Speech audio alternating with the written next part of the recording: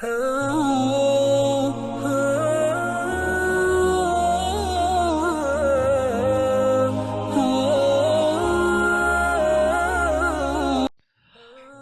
حافظ ذوالفقار احمد ظلہ نے لکھا ہے کہ حضرت خواجہ معین الدین چشتی اجمیری رحمۃ اللہ علیہ نے بنگال کا سفر کیا۔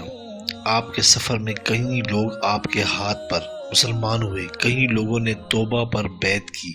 جب آپ واپس گھر تشریف لائے تو چہرے پر خوشی کے آثار تھے۔ ماں نے پوچھا، معین الدین بہت خوش نظر آتے ہو۔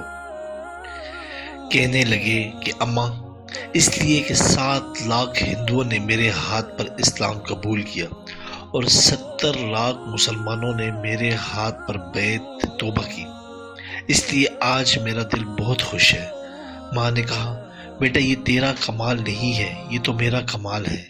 فرمایا، ماں بتائیں تو صحیح کیسے؟ ماں نے جواب دیا کہ بیٹا، جب تم پیدا ہوئے تو میں نے زندگی میں تمہیں بلا وضو دودھ نہیں پلایا۔ آج اس کی برکت ہے کہ تمہارے ہاتھوں پر اللہ تعالیٰ نے لاکھوں لوگوں کو کلمہ پڑھنے کی توفیق عطا فرما دی۔ ایک مرتبہ اخبار میں سرگودا کی ایک عورت کا انٹرویو شائع ہوا کہ اس کے 2 بیٹے تھے، دونوں اپنے اپنے وقت میں فوج کے جرنیل بنے۔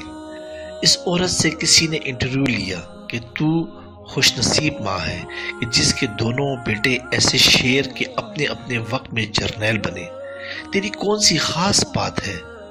تو نے ان کی تربیت کیسے کی؟ اس نے کہا تھا کہ میں ایک سادہ سی مسلمان عورت ہوں، مگر کسی بزرگ سے میں نے سنا تھا کہ جو عورت باوضو اپنے بچے کو دودھ پلائے گی تو اللہ تعالیٰ بچے کو بخت لگائیں گے۔ میں نے دونوں بچوں کو الحمدللہ باوضو دودھ پلایا ہے۔ ہو سکتا ہے کہ اللہ تعالیٰ نے میرے اس عمل کے صدقے مجھے دنیا میں عزت و وقار عطا فرمایا۔ چنانچہ جو عورتیں ایسی نیکی کو اپنا لیتی ہیں، اللہ ان کے بچوں کو نیک بخت بنا دیتا ہے، اپنی زندگی میں خوشیاں دیکھنے کی توفیق نصیب فرما دیتا ہے۔ جو عورتیں اللہ رب العزت کی نافرمانی کرتی ہیں، اللہ تعالیٰ انہیں آنکھوں سے دکھاتا ہے کہ دیکھ، میں نے تمہیں اولاد مرضی کی تھی، اور اگر دے بھی دی تو اسے نافرمان بنا دیا۔